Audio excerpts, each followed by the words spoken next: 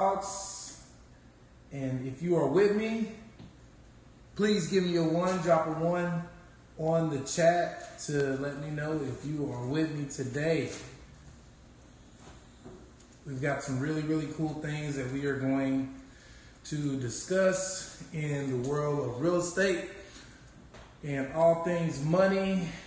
And now is an opportunity to talk money. And I am here with our new co-host and business partner, Miss Shauna King. And everybody knows Mr. What's going on, everyone? It's Nick here again. Right. And man himself, Mr. Solomon Deadly, Luis. Hey, nice to see y'all. So cool deal. We everybody, if you could see us, drop a one in the chat. Drop a one in the chat just before we get started. We want to make sure that we are locked in. We got some really, really cool content that we are going to be giving everyone. Let me see before we get started. I want to get our numbers up. We're going to get up there. Let's get up. Now, one of the first questions before we get rocking and rolling is we want to know how many people are interested in buying or selling a home. Like, have you been at a point in your life right now where you're like, okay, I'm ready to make this move and purchase a new home? It's a lot of things that have been going on in the market, especially with COVID, that's hit our whole world and really engulfed our world. So a lot of people have a lot of questions, a lot of skepticisms as far as what's going on with the real estate market. So we're here to help answer those questions. So if you are here, you got some questions, please leave one in the chat. And then also don't be shy, ask a question. So, all right, I think we're good. We got people live here. So I guess let's get going. So tell me, guys, what is, Miss Shauna, what is your take so far on the market as a whole right now? Let's just go up in the broad question. I would say it's crazy in these streets. Crazy in the streets. Yeah, we were just having this discussion the other day. Basically, we had one client who we put 6 offers in over the last week and a half. Right. And we got to the point where we weren't even showing the homes anymore. We were just basically going in blind, putting in offers. 5,000 over, removing closing costs. I mean, it's crazy. And it wasn't even a low price point. It was, average price point, 250 range. So you would think you'd probably see that in 160s, 150s range, but this was 250. And I was like, I haven't seen this since Harvey. So Wow. There's a bunch of different factors that are kind of contributing to that. And I kind of wrote down a few that kind of stick out, but it's insane. It's really insane. So you have your buyers all over the place, looking at multiple showings, and then just to get home and put in an offer, I'm like, lose. And this is like, right. This is crazy. We got to come. What's the strategy to win? I don't like getting no's. So me personally. Right. So, And one of the things I guess that would attribute to that is just low inventory. It's, for sure. It's not enough properties on the market, at this given time, and that's just making the competition even that much greater. Yeah. So usually you want to have about 4 months worth of inventory on the market. So the statistics are probably cut in half right now. Yeah. Based on this last report here from HAR, it says it's only about 2.5 months of inventory. So yeah, only 2.5 months. 2.5 months rolling of inventory. That's Right. That's almost half Yeah. of what's necessary to keep it afloat. that's crazy. It is crazy. That's crazy. We need some sellers. Absolutely. More sellers. Yeah, so it's a good. So I guess what you're saying is right now it's a good time to sell. If you have a house, you can get top dollar for your home, and it's just a beautiful situation right now for sellers, right? Yeah, it is. But here's another thing that we're running into. So there's a reason that a seller's going to sell. They're either downsizing, they're either upsizing. Their family situation has changed, or they're relocating. If they're not relocating out of Texas, it's tough because they're also in that same frenzy. Shopping, they're in that same pool of house on the market for 2 days and it's under one day and it's under contract. You know what I mean? So even sellers that want to sell are competing in the same buyer market. That's insane because interest rates are next to nothing. So it's just creating a hamster wheel for everybody. You know, even they literally have to maybe go into a rental for a little period of time to be able to focus on getting a house. Yeah, it's crazy. So that may not even be a bad thing, just so that it does allow them to get the home that they want as opposed to settling. And then I think that's kind of what you get whenever you just start firing things off. You get impatient. Yeah, you know what? You get desperate. I'm tired of looking at houses. Putting off on that one. It's like, this isn't what you asked for. Why are we buying this house? And it's also tough for lower income people that are also buying, because we deal with a lot of first time home buyers. We use a lot of down payment assistance programs. That's one of our niches, and so these people don't have the financial means and availability to say, let's just pay $5,000 over, and if it doesn't appraise, we're coming out of pocket. Right. Or on another spectrum, we need closing costs. Our credit's there. We worked really hard to get our credit to a 640. Some of the down payment programs are back at 620 or whatnot, but typically 640 right now.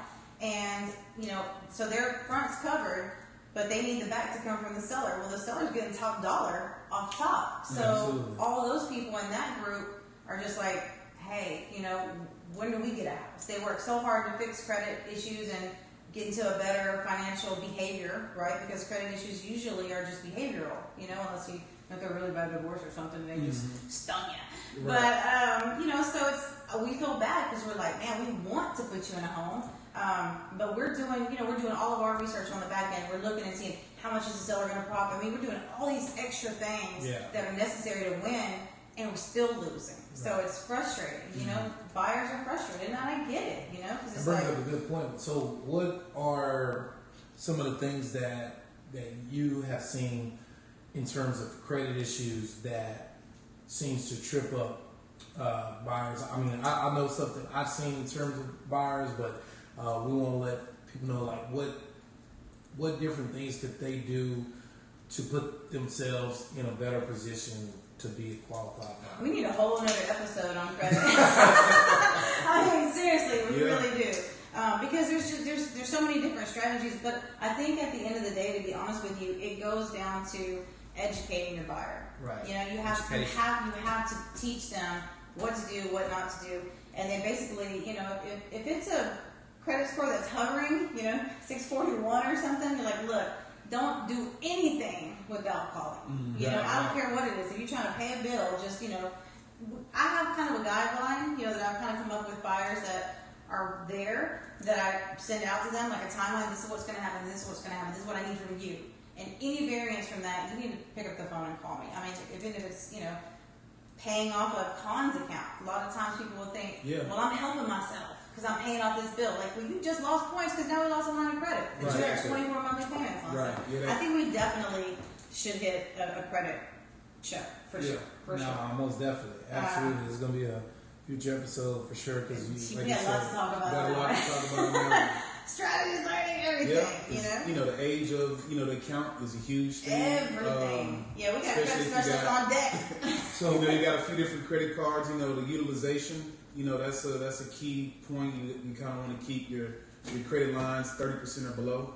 For sure. I always tell people really about 15 to 20%. Yeah, just to be ideal, but. So they push it, you tell them 15 and they do 30, you know what I mean? That's how everybody is, right? Push the envelope. But another thing that's also making Texas crazy right now is we're so lucrative. Like, we are the golden spot right now. Our economy is tough. We've got, oil and gas is going to continue to power us, and our housing market is strong. So you've got, what'd you say, burning in California? You've got people, the Yeah. climate, you know. Yeah. You got all People type burn of it up, natural they gotta disasters, move, you from know? California to the hurricanes. You know, Yeah. I mean, we just had 2 hit already. You know, so There were like 5 in the Gulf or something, like Yeah. yesterday or something. Somebody told me, I was like, man, I'm too busy out here. Let me know if it's going to hit us. Like you told me the other day, the hurricane's going to hit. Because I was like, you're not going to Louisiana. I was like, man, I don't know what's going on anywhere except I know. this I little know. bubble, We little don't, real we estate don't know bubble. from like day to day, like what's the weather, whether we got common issues or we don't have common issues. It's interesting. It's crazy. So yeah, you've got, and then, so for example, we had a client that relocated from California, right? So she had a nice, decent home in California, $600,000 property. Yeah. She came over here, dropped $200,000 cash in Kingwood, and pocketed the other $400,000. So we're also competing with those people who, you know, the cost of living in New York or Massachusetts, Absolutely. California. I mean, they're getting mansions over here for nothing and putting the rest in their pocket and retiring. Yep, really good. You know? So that's a plug for the state of Texas. Well, moving to Houston and coming to work with some of the top real estate people here, especially if you're watching us from California, New York. Come on over to Houston. We got Give us room a for call. you. My number is 832-577-2794. You can reach out to us from that perspective for sure. Nick, you said something interesting that I think people would definitely want to know about as far as age of accounts. I thought that's pretty interesting, especially for someone who's at a point where they're like, okay, I need to get my credit fixed, but what does he mean about age of account, like, and how that affects them getting qualified as a seasoned buyer? Yeah, true. So essentially, the longer you have an account open, the more that speaks to the lender. So if you have if let's say for instance, if you just go get a brand new, let's say, secured credit line for some reason, just to help build up your history, that's not going to be anything that really speaks to the lender. One, because it doesn't show you paying any history on it. Right. 2, it's just a brand new account, so it may not even appear on your credit report Right. just yet. Then 3, having something that has been of age, it just shows, okay, this person has stability. They've been making all these payments for, every single month. It just shows how well of a candidate you are to get qualified for a loan. I always say if you want to date somebody, you need to look at their credit report. That's one of your qualifying questions. Hey, Break it out. Let's go. All 3 bureaus don't be coming short, Yeah. I just look on there and see, right here. Just bring that on the first date. Yeah, Bring like it on the first August, date. September, October, that's the issues right here. Yeah. So we're gonna have some. And one of the good things about working with us I see some problems. We got some areas of opportunity. We like to call them. We got some stuff that credit repair ain't gonna fix. We got some one of the good things about working with us too, we got in-house credit repair. Go to my website, GantCreditSolutions.com. How do you spell that? GANTT creditsolutions.com. So hit us up, check out our services, and we can definitely take care of you and help you get into your new home with the EXP team. Yeah, I say let people that are, experts in different fields handle that stuff. So, you got credit issues, let's go. Let's make it work. Let's make it work. Absolutely. Most definitely. So here's a funny one.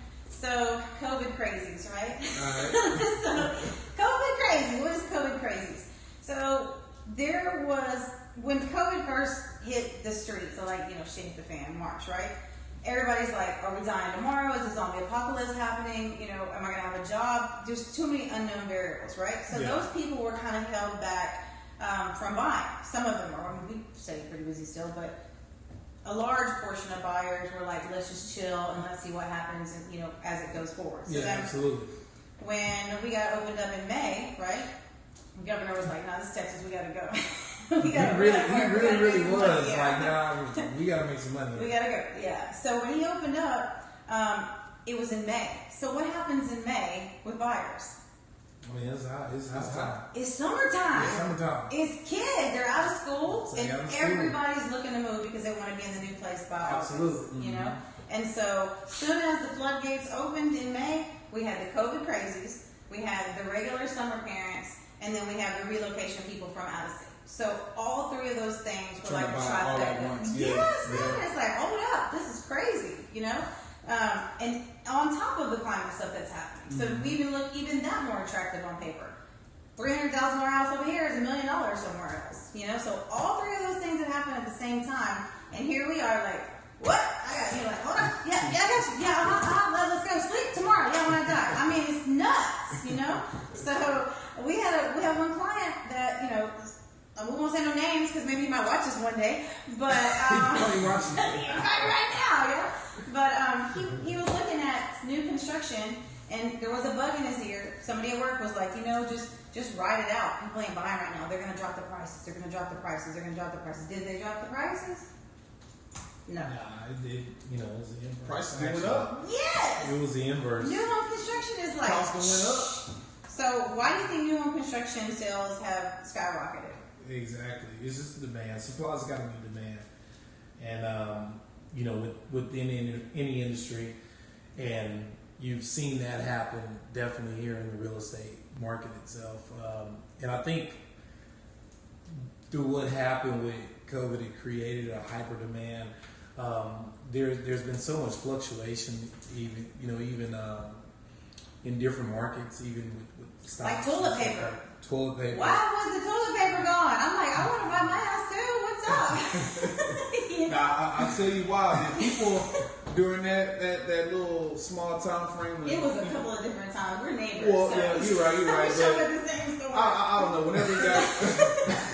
Whenever he first got locked down, you know, I watched several type of different pandemic movies, and for some reason it was a recurrent theme. Oh, yeah, I saw on Netflix too, right? Like, Toilet paper was gone, you know, so I think that just kind of created some type of frenzy, you know, and also, you know, people just getting, you know, fanatic about stuff. But and we also have to understand that.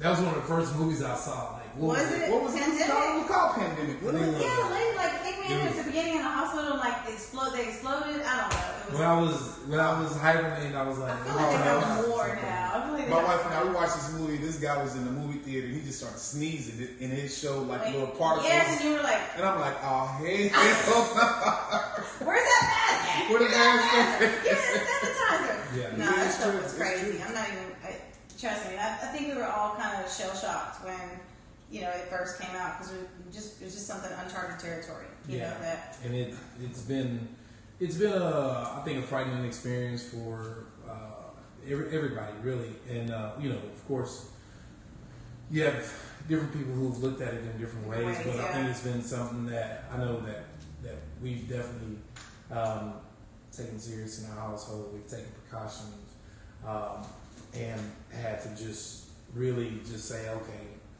this is just how we're going to operate right now. Is that why you didn't get that McLaren? That's why I didn't get them. That's why I didn't get them. I do have a serious question.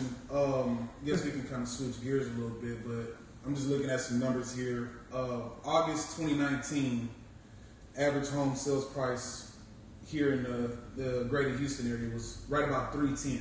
Average home sales price now is up 7.8% at $335. And when you're pulling this information from HAR.com. This is the September 2020 MLS press release. If you don't know what HAR is, And that's so- the Houston Association of Realtors. So this is a verified source. And so with that, I mean, do y'all think that, you know, we're coming to some type of a bubble? Most definitely. Okay. We contemplated listing our house because I'm like, this is the time. This is top dollar right now. You can't have something that continues to appreciate and appreciate and And not appreciate. expect to drop. Yeah, I mean, it's got to, you know. Yeah, that I'm not trying to be correction's a Debbie gotta be Downer, so, Yeah. you know, Yeah. get that stuff on the market now. But we'll even experience that as homeowners ourselves. Yeah. You know, if we're not moving, then we're going to stay for a while. Yeah. You know what I mean?